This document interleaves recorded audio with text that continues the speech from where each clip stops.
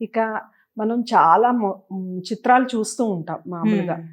అలాంటి చిత్రాల్లో ఒకటి పరమేశ్వరుణ్ణి అమ్మ వధించినట్టుగా, హృదయం మీద కాలు మోపినట్టుగా అలాంటి చిత్రాలు చూసి ప్రశాంత వదనంతో ఉంటుంది. ఎందుకు అలా జరిగిందంటారు? దాని వెనకాల ఉన్న కథ ఏమిటంటే, ఆ సందర్భం ఏంటంటే రక్త బీజుల యొక్క సంహారం కోసం ఉద్భవించింది అన్నమాట భద్రకాళి. రక్త బీజునికి ఒక ఆ దేవతల తపస్సు వల్ల ఒక వరం ఉంది. తన శరీరం నుంచి ఒక రక్త బొట్టు జారి కింద పడితే అనేక రక్త బీజులు ఉద్భవిస్తారు అన్నట్టు. అప్పుడు శివుడు ఏం చేస్తాడంటే అమ్మవారి పార్వతీదేవిలో భద్రకాళి శక్తిని ఎలివేట్ చేయడం కోసం పురుషులందరూ వెళ్ళి దాక్కుంటారు. ఆడవాళ్ళంటే వీక్ వీళ్ళు ఇలా మైండ్ సెట్ లో మనం ఏం చేయలేమని అనుకుంటారు అని బ్రహ్మ విష్ణు మహేశ్వరులు పార్వతీదేవిని, లక్ష్మిని, సరస్వతిని వదిలి వెళ్ళిపోయి మీ రక్షణ మీరు చూసుకోండి, నేను తపస్సుకి వెళ్ళిపోతున్నాను అని వెళ్ళిపోతారు పురుషులందరూ. ఎందుకంటే స్త్రీ ద్వారా మాత్రమే వాడు సంహరించబడాలి అనేది ఉంటుంది. అప్పుడు పార్వతీదేవి అడుగుతుంది అనమాట శివుణ్ణి, ఇట్లా రాక్షసుడు నన్ను చంపడానికి వస్తున్నాడు, నువ్వెందుకు నన్ను వదిలిపెట్టి వెళ్ళిపోతున్నావు అని. సమస్య వచ్చిన ప్రతిసారి నీకు పురుషుడే గుర్తొస్తాడా? నీలో ఉన్న శక్తితో నువ్వు రక్షించుకోలేవా అని.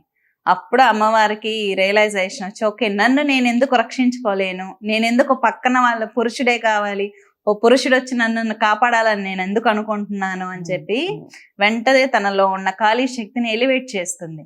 ఎలివేట్ చేసి రక్త బీజుని సంహరించడం అనేది జరుగుతుంది అన్నమాట. ఆదిశక్తి అతని యొక్క రక్తాన్ని స్వీకరించడం ద్వారా వికారం పుట్టి ఎక్కువ ఉగ్రత్వాన్ని అనేది సంతరించుకొని అమ్మవారిని ఎవరు ఆపలేకపోతారు. అప్పుడు ప్రతి స్త్రీ దేనికి ఆగుతుంది? మంగళసూత్రానికి ఆగుతుంది. అవునా? తన భర్త అయిన శివుడు శవం రూపంలో పడుకొని ఉంటాడు. ఎందుకంటే అమ్మవారు ఉగ్రత్వాన్ని తగ్గించడం కోసం.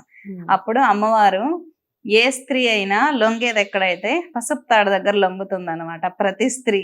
ఇప్పుడు ఇంట్లో గొడవలు జరుగుతున్నాయి అనుకుందాం, భర్తకే కదా స్త్రీ కంట్రోల్ అవుతుంది. ఆ విధంగా అక్కడ కంట్రోల్ అవుతుంది అనమాట. ఎప్పుడైతే తన పాదం శివుని యొక్క హృదయం మీద పడుతుందో అప్పుడు అయ్యో నా భర్త నా కాళ్ళ దగ్గర ఉన్నారని ఆ స్పర్శకు అమ్మవారు అక్కడ ఆగిపోతుంది. ఆగినప్పుడు ఆ మంగళకరమైన స్వరూపాన్ని దక్షిణకాళిగా అభివర్ణించడం అనేది జరిగింది అన్నమాట. గొప్ప శక్తి, గొప్ప రూపం. ఆ రూపం అమ్మవారు అక్కడ శివుడికి కంట్రోల్ అయిపోతుంది. అంటే తన పతికి కంట్రోల్ అవుతుంది. ఎంత ఉగ్రత్వమైన ప్రేమ లాంటిది ప్రేమ. ఎంత చాలా మంది ఆడవాళ్ళు గొడవలు జరిగిపోయాయి అని చెప్పి జెంట్స్ కూడా చదువుతా అంటారు, మీరు ఎందుకు గొడవ జరుగుతున్నప్పుడు మీ భార్యని మీరు ప్రేమగా దగ్గరికి తీసుకోరు అని నేను అడుగుతా అంటాను. లేడీస్ ని భర్తలు ప్రేమగా దగ్గర తీసుకుంటే వాళ్ళు ఇంకెందుకు అరుస్తారు, ఎందుకు కోపం చూపిస్తారు, ఎందుకు మాట వినరు? చాలా మంది గొడవలు వచ్చేది ఏంటంటే ప్రేమ చూపించకపోవడం వల్ల. లేడీస్ అచంచలంగా ఉంటారు, వాళ్ళకి పొందాల్సిన ప్రేమ భర్త నుంచి దొరకదు, అన్సాటిస్ఫాక్షన్ గా ఉంటారు. అలా ఉంటారు. నిజమైన ప్రేమ దొరికితే ఎందుకు హోపిక్ గా ఉండరు? అది. సో ఇంకొక ముఖ్యమైన విషయం ఏంటంటే, మామూలుగా ముక్కోటి దేవతలు అంటాం. ఈ ముక్కోటి దేవతల్లో కాళికామాతని మాత్రమే ఎందుకు ఈ మంత్రాలకి, తంత్రాలకి, వీటికి ఒక దేవత ఎవరన్నా ఉన్నారు అంటే మనకి కాళికామాతని అన్నట్టుగానే ఎందుకు చూపిస్తున్నారు? ఎందుకు అలా అభివర్ణించడం జరిగిందంటారు?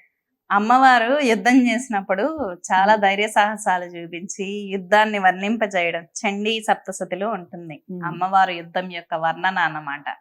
ఆ వర్ణన విరోచితంగా ఒక స్త్రీ ఒక దుష్ట శక్తి పైన పోరాటం చేయడం అనేది చాలా గొప్పగా భావించడం జరిగింది సమాజం. మనం ఏదైతే గొప్పగా సమాజం భావిస్తూ ఉంటుందో దాన్ని ఎక్కువగా చూపించడం అనేది జరుగుతుంది. ఎందుకంటే కాళీ అన్న, దుర్గా అన్న, చాముండేశ్వరి అన్న, అంకాల పరమేశ్వరి అన్న, కామాఖ్య అన్న అందరూ ఒకే శక్తి, ఒకే అమ్మవారే. దుర్గా అన్న, కాళీ అన్న ఒకటే. విజయవాడలో ఉన్నది చింతామణి కాళీ, ఆమెని దుర్గగా చేశారు. కాళీ శక్తి కాబట్టి కాళీ అనేది ఏంటంటే హైయెస్ట్ స్టేట్, ఎనర్జీలో హైయెస్ట్ స్టేట్. అమ్మవారిని పట్టుకుంటే తొందరగా కలియుగంలో వరాలు ఇస్తుంది. కలియుగంలో తొందరగా సిద్ధించేది ఆంజనేయ స్వామి, గణపతి, కాళీ. కాబట్టి ఈ కలియుగంలో తొందరగా సిద్ధించే దేవతలు కాబట్టి ఈ ముగ్గురికి పూజలు చేయమంటాం.